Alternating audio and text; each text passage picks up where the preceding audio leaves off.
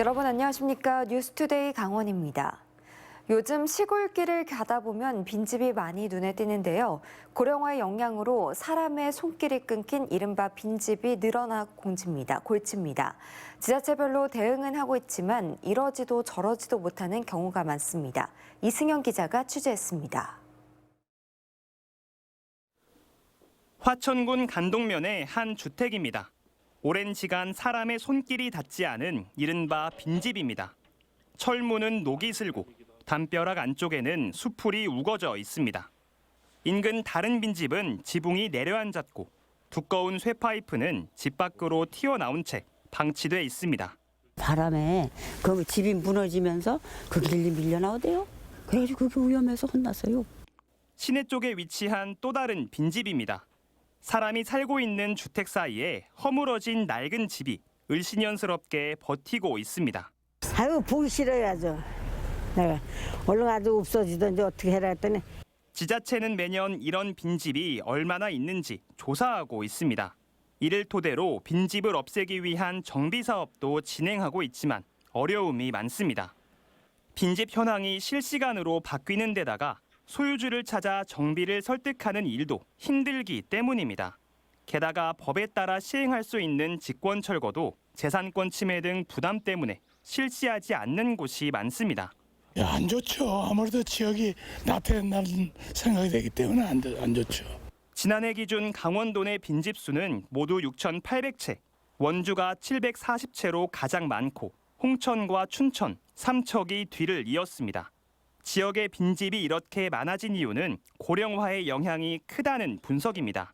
이제 주민분들의 고령화되면서 기존에 그분들이 소유하고 있던 집이 빈집으로 이제 된 거죠. 요양원으로 가거나 사망하게 돼서. 강원도의 고령화 속도는 전국 17개 시도 가운데 4번째로 빠릅니다. 그만큼 우리 이웃의 빈집이 빠르게 증가할 수 있다는 이야기입니다. MBC 뉴스 이승현입니다. 강원 청소년 올림픽 출전 선수 중에는 평창과 특별한 인연이 있는 친구들이 있습니다. 평창 올림픽 유산 프로그램에 참여해 동계 스포츠를 접한 눈 없는 나라 선수들이 그 주인공인데요. 고국의 동계 종목 첫 메달을 안기는 등 놀라운 성과와 함께 감동을 주고 있습니다. 윤하은 기자가 보도합니다. 남자 봅슬레이 1인승 경기가 열린 알펜시아 슬라이딩 센터. 2차 시기 역주를 마친 선수가 봅슬레이 장비에서 내리며 기쁨을 감추지 못합니다. 응원을 나온 가족, 코치진과 포옹하며 완주의 순간을 만끽합니다. 우리나라 소재원에 이어 은메달을 차지한 튀니지의 조나단 루리미입니다. 아프리카의 작은 나라 튀니지는 연중 온화한 지중해성 기후와 고온 건조한 사막성 날씨가 공존하는 곳입니다. 조나단은 지난 2022년 2018 평창 기념재단의 뉴 호라이즌 아카데미를 통해 난생 처음 동계 스포츠를 접했습니다. 기념재단 초청으로 2년 동안 평창과 튀니지를 오가며 훈련했고 튀니지 역사상 최초로 동계 스포츠 종목에서 메달을 딴 선수가 됐습니다. That it's possible to do winter sports wherever you come from, not only from Tunisia but from the whole Africa. And I want to say that keep on working, and if you really want to try a winter sport, try it and then see where it leads. So 여자 봅슬레이 1인승에 출전해 은메달을 딴 태국의 아그네스 캄페올 역시 동계 스포츠 저변 확대를 위한 평창 유산 프로그램 출신입니다. 2022년부터 여름과 겨울 평창에서 집중훈련을 받았고 국제대회에서 두각을 나타내더니 청소년 올림픽 시상대까지 오른 겁니다. 아그네스의 메달 역시 태국의 동계 종목 첫 메달입니다. First medal for winter sport, and I'm so proud. Yeah. No winter in Thailand. The Pyeongchang Legacy Foundation really helpful for us. We have track sliding. We have ice push here. 우리나라는 2018년 평창 동계올림픽 유치를 위해 노력하면서 눈이 없는 나라 청소년들에게 동계 스포츠를 알려주는 드림 프로그램을 시작했고 올해 20주년을 맞았습니다. 이번 2024 대회를 준비하면서는 더 다양한 국가의 청소년들이 올림픽에 참가할 수 있도록 엘리트 선수 발굴과 훈련을 도왔습니다. 이런 유산 프로그램을 통해 10여 개 국가 30여 명의 선수가 2024 대회에 참가하고 있습니다. 눈이 없는 나라의 선수가 올림픽에 도전하는 영화 같은 이야기가 현실로 이뤄지고 있는 2024 강원 겨울 청소년 올림픽. 꿈이 있고 노력하는 한 불가능은 없다는 감동과 희망의 메시지를 전하고 있습니다. MBC 뉴스 윤하은입니다.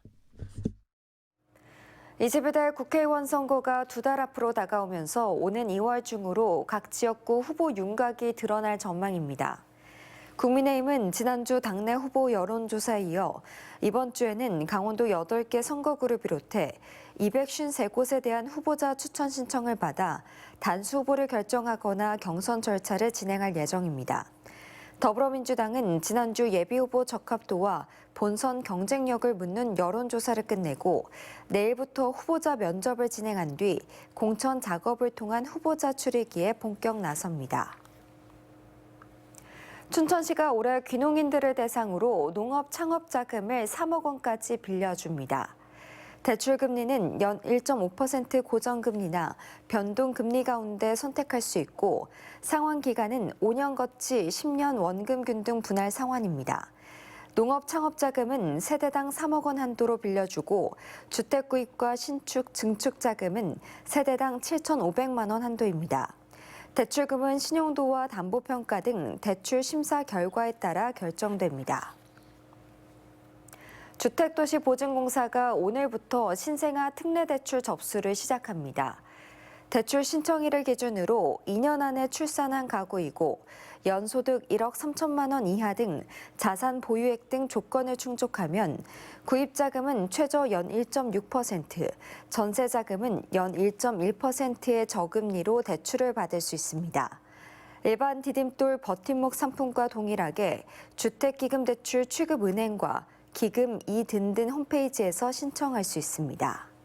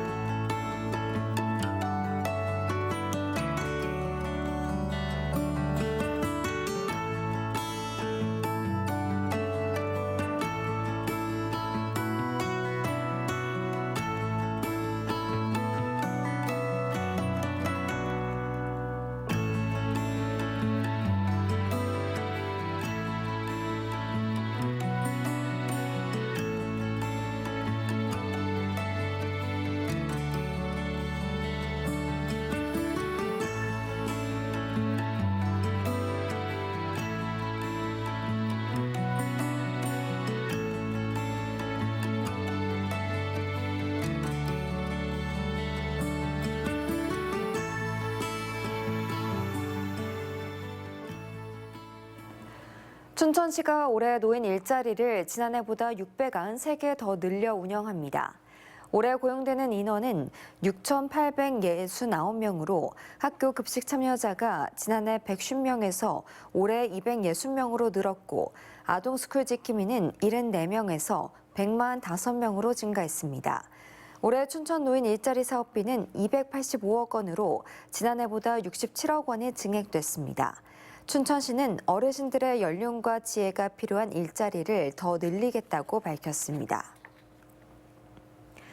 강원 창조경제혁신센터가 도내 소상공인의 온라인 판매 경쟁력을 강화하기 위해 강원 온라인 마케터 양성사업 참가자를 모집합니다. 교육은 춘천과 원주, 강릉에서 진행되고 예비 마케터와 소상공인 업체를 각각 40명씩 다음 달 19일까지 선발합니다. 예비 마케터에 선정되면 120만 원의 활동비와 함께 4주의 전문 교육 과정과 현장 실무 경험을 통해 전문 지식을 습득합니다. 원주 MBC의 원주 아카데미 철거 보도와 춘천 MBC의 김진타 도지사 산불 상황에서 골프 연습 보도, 강원 영동 MBC의 다큐멘터리 여정이 2023년 강원 기자상을 수상했습니다. 강원 기자협회는 춘천 베어스 호텔에서 시상식을 열고 기획 취재와 일반 취재 등 4개 부문 13개 작품에 올해 강원 기자상을 수여했습니다. 원주 아카데미 철거 보도와 김진태 도지사 산불 상황에서 골프 연습 보도는 일반 취재 부문에서, 다큐멘터리 여정은 사진 영상 부문에서 상을 받았습니다. 정선군 시티투어버스가 다음 달부터 3월까지 한시작으로 특별 운영됩니다.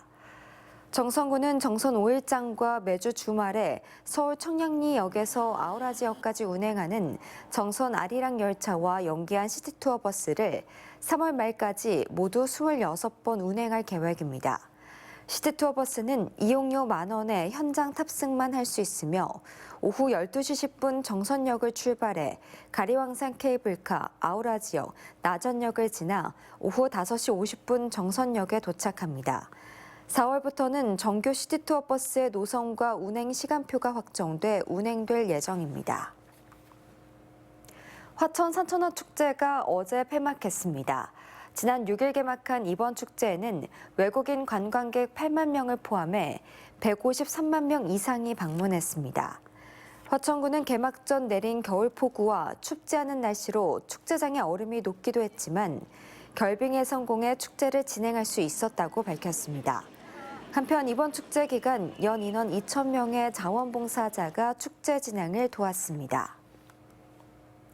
춘천소방서가 설 명절을 앞두고 주택용 소방시설 선물하기 캠페인을 실시합니다.